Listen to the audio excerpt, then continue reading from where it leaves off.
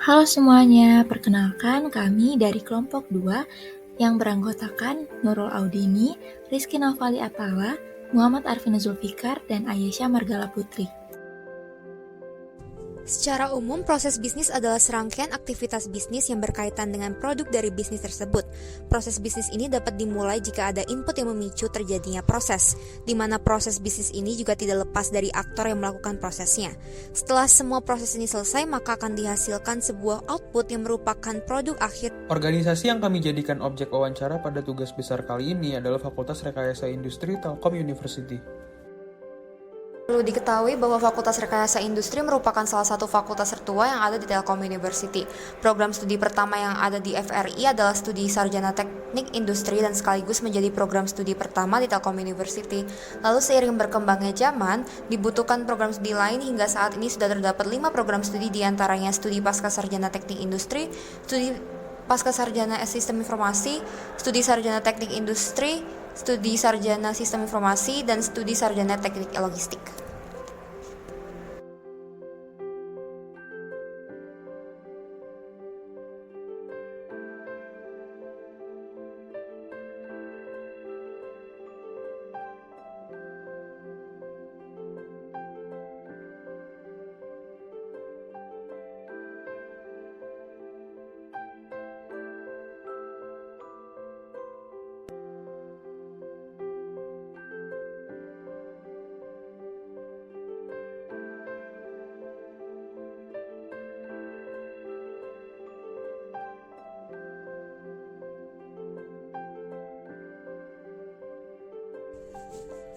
Pada tugas besar ini, kami membahas 4 proses bisnis dari 2 bagian di Fakultas Rekayasa Industri. Dari bagian kemahasiswaan, yang pertama membahas pelaporan prestasi dan kompetisi. Kami memilih proses tersebut karena berdasarkan wawancara yang kami lakukan, pelaporan prestasi masih tidak efisien dan perlu ada perbaikan dalam proses tersebut. Kami selanjutnya membahas proses pengajuan proposal kegiatan pendanaan mahasiswa. Proses tersebut dipilih karena urgensinya yang tinggi bagi mahasiswa, sehingga kami ingin mempelajari apakah proses tersebut sudah maksimal. Sementara di bagian LAK, kami membahas proses pengurusan SKTA.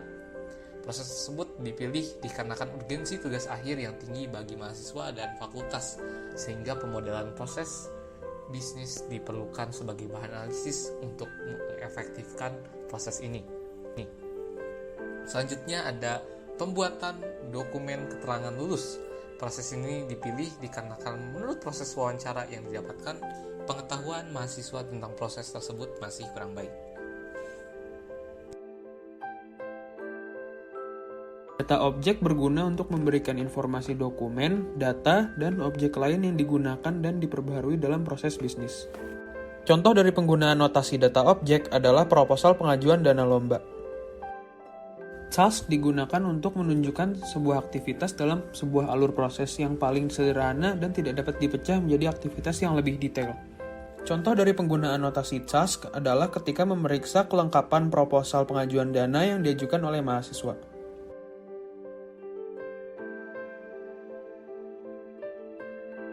Data storage atau database berfungsi untuk menggambarkan tempat untuk penyimpanan sebuah data yang berkaitan dengan proses bisnis. Contoh penggunaan notasi database adalah database kemahasiswaan Fakultas Rekayasa Industri. Start event digunakan untuk memulai sebuah proses bisnis. Contoh penggunaan notasi start event adalah ketika mahasiswa berencana untuk mengikuti sebuah lomba. End event digunakan untuk menunjukkan akhir dari sebuah proses bisnis. Contoh dari penggunaan end event adalah dari terunggahnya postingan apresiasi di Instagram dan terlaksananya promosi. Notasi yang digunakan selanjutnya adalah notasi exclusive gateway. Exclusive gateway adalah gateway yang digunakan untuk menentukan salah satu jalur dari cabang yang terbuat dengan kondisi yang digunakan. Contoh penggunaan notasi ini ada pada BPMN pengajuan proposal kegiatan. Dengan adanya notasi ini, proses yang terjadi memiliki 2 kondisi, yakni yang pertama, proposal direvisi, dan yang kedua, proposal tidak direvisi. Lalu ada notasi pool. Pool adalah wadah dari sebuah proses yang menggambarkan aktor yang terlibat dalam proses. Sebagai contoh, pada proses pengajuan proposal kegiatan, pool menggambarkan mahasiswa sebagai aktor. Parallel gateway adalah gateway yang digunakan untuk aktivitas yang dapat dilakukan bersamaan. Contoh parallel gateway ini ada pada proses pembuatan dokumen kelulusan. Pada proses tersebut ada 3 task yang akan dilaksanakan secara bersamaan. Selanjutnya adalah LAN. LAN adalah subproses dari pool. Notasi selanjutnya yang kami gunakan untuk proses bisnis kami diantaranya adalah sequence flow yang menunjukkan urutan aktivitas, message flow yang menghubungkan dua entitas, dan association yang menghubungkan sebuah informasi dan artefak dengan flow objects. Penggunaan notasi-notasi ini ada pada setiap proses bisnis kami. Sebagai contoh, di proses pembuatan dokumen keterangan lulus, sequence flow menghubungkan antara LAAK, dosen wali, kepala program studi, wakil dekan 1, dan dekan. Untuk message flow merupakan notasi yang menghubungkan antara mahasiswa dan Fakultas Rekayasa Industri, lalu association menghubungkan task dengan data objek dan database. Notasi event yang kami gunakan diantaranya adalah catching event, throwing event, dan timer event. Catching event merupakan event yang menangkap atau menerima trigger. Contoh penggunaan notasi ini adalah ketika LAAK menerima data dari mahasiswa ketika proses pengajuan SKTA. Selanjutnya ada throwing event yang memicu trigger dari suatu proses. Contoh penggunaan notasi ini adalah ketika LAAK mengirimkan BAP sidang kepada mahasiswa pada proses pembuatan dokumen lulus. Dan yang terakhir ada timer event yang mengabarkan spesifikasi tanggal waktu yang dapat mengatur trigger untuk melakukan proses sebelum memulainya. Contoh penggunaannya adalah pengiriman rekap prestasi yang memiliki waktu tunggu selama 1 semester setelah rekap prestasi Fakultas DC dalam proses pelaporan prestasi dan kompetisi Fakultas Rekayasa Industri. Proses bisnis ini memiliki tujuan untuk melaporkan prestasi mahasiswa dalam berkompetisi, baik ke pihak internal maupun pihak eksternal dari Fakultas Rekayasa Industri. Proses bisnis ini berhubungan dengan pengukuran performa fakultas yang biasanya dilakukan di setiap akhir semester. Proses bisnis ini melibatkan 5 aktor, yaitu mahasiswa, kemahasiswaan FRI, dekanat, kaur keuangan, dan juga rektorat. Input yang akan men-trigger proses bisnis ini adalah mahasiswa yang berencana mengikuti lomba, sedangkan output yang akan dihasilkan berupa postingan apresiasi di Instagram dan penambahan data daru prestasi mahasiswa Fakultas Rekayasa Industri di rektorat yang dapat digunakan untuk bahan promosi kampus. Selanjutnya adalah proses pengajuan proposal kegiatan pendanaan. Proses ini bertujuan untuk membantu mahasiswa dalam mempersiapkan kegiatannya dengan adanya pelaporan kegiatan dalam bentuk proposal ke pihak fakultas. Pada proses ini melibatkan 6 aktor, yakni mahasiswa, kemahasiswaan, kaur kemahasiswaan, ketua prodi, wakil dekan 2, dan dekan. Proses ini di-trigger oleh mahasiswa yang mengajukan proposal kegiatan ke kemahasiswaan. Lalu, adapun output yang akan dihasilkan dari proses ini adalah proposal pengajuan kegiatan pendanaan disetujui. Proses bisnis ini memiliki tujuan untuk menghasilkan surat keterangan tugas akhir yang digunakan untuk kepentingan skripsi bagi mahasiswa semester akhir. Proses ini di-trigger dengan adanya pengajuan SKTA oleh mahasiswa dan diakhiri dengan pengiriman SKTA yang sudah diproses kepada mahasiswa. Proses ini melibatkan 3 aktor, yaitu mahasiswa, LAAK, dan dosen Fakultas Rekayasa Industri. Proses bisnis ini merupakan salah satu proses yang dilakukan mahasiswa untuk mendapatkan pengakuan akademik bagi mahasiswa dan mahasiswi Fakultas Rekayasa Industri yang telah menyelesaikan pendidikannya di Telkom University. Proses ini melibatkan 6 aktor, yakni LAAK, dosen wali, kepala program studi, wakil dekan 1, dekan, dan mahasiswa. Input yang akan men-trigger proses bisnis ini adalah mahasiswa yang mengajukan persyaratan pendaftaran yudisium ke LAAK Fakultas Rekayasa Industri, lalu output yang dihasilkan berupa penerimaan dokumen kelulusan. Sekian video penjelasan dari kami, thank you for watching. Pemicu proses bisnis ini adalah mahasiswa yang berencana mengikuti lomba dan dilanjutkan dengan pembuatan proposal pengajuan dana. Lalu pengamahasiswaan FRI akan melakukan pengecekan proposal. Apabila bisa diterima, maka akan dilanjutkan dengan meminta fotokopi KTM, buku tabungan, dan petunjuk pelaksanaan lomba kepada mahasiswa yang bersangkutan. Setelah fotokopi dokumen lengkap, proposal akan dikirim ke kaur keuangan untuk ditandatangani. Setelah itu, dana akan dicairkan dan diberikan ke mahasiswa yang bersangkutan.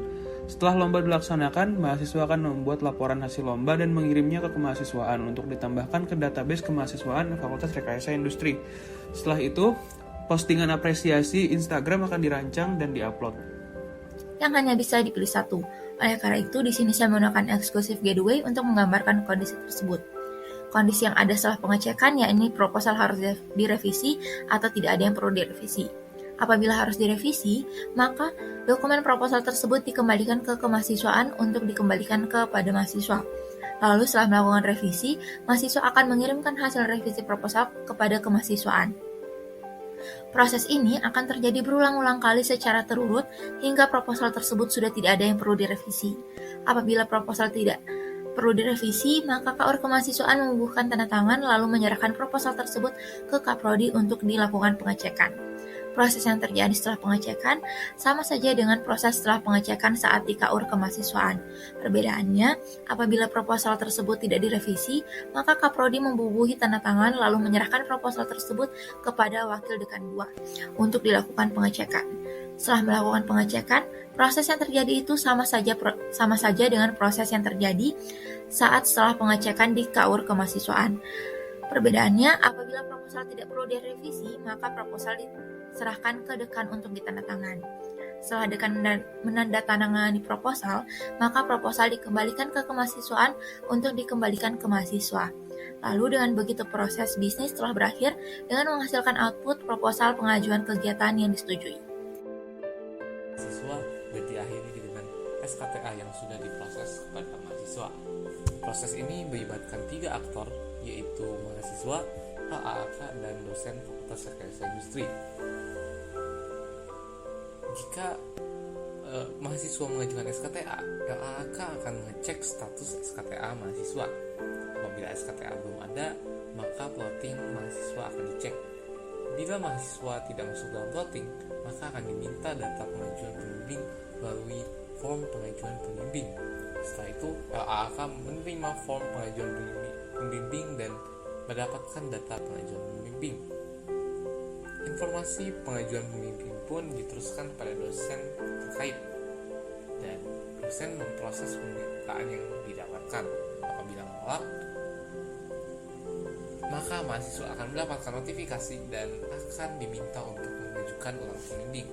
Apabila disetujui, maka mahasiswa akan mendapatkan notifikasi persetujuan dan LAAK mendapatkan konfirmasi persetujuan. Bila LAAK masuk ke mahasiswa ke list plotting, maka data proposal dan data pembimbing akan didapatkan melalui database yang ada di FRI. Kemudian proses maju ke fase selanjutnya. Apabila saat pengajuan SKTA status SKTA sudah expired, meskipun sudah ada, maka LAAK akan mengirimkan form perpanjangan SKTA kepada mahasiswa. Setelah menerima form dari mahasiswa, jumlah perpanjangan yang sudah dilakukan mahasiswa akan dicek, dan apabila belum mengajukan perpanjangan sebanyak 2 kali, maka perpanjangan SKTA akan diproses dan permintaan persetujuan pembimbing dikirim kepada dosen sesuai dengan form perpanjangan SKTA. Perpanjangan akan diproses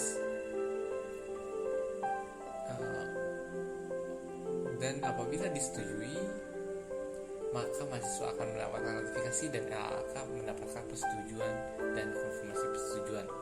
Dan LAAK akan menerima proposal dari mahasiswa, dan setelah proposal diterima akan disimpan di database proposal FRI. SKTA pun diperpanjang dan akan diteruskan ke langkah selanjutnya. Sementara apabila jumlah perpanjangan sudah dilakukan adalah 2 kali, maka LAAK akan memproses dengan meriset SKTA yang sudah diajukan, dan pengajuan perpanjangan SKTA akan ditolak. Pada tahap akhir pengurusan SKTA akan dibuat oleh LAAK dan SKTA akan dikirim kepada mahasiswa. Proses pembuatan SKTA pun selesai.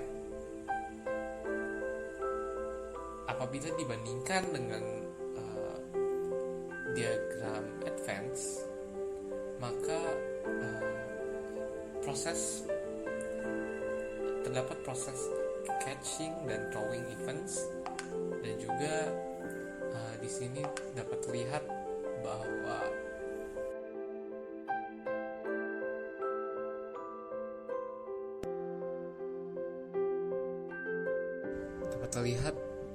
dari perbedaan dari advance dan basic, yaitu starting event yang berbentuk seperti ini, lalu terdapat catching dan throwing events yang berbentuk notasi message.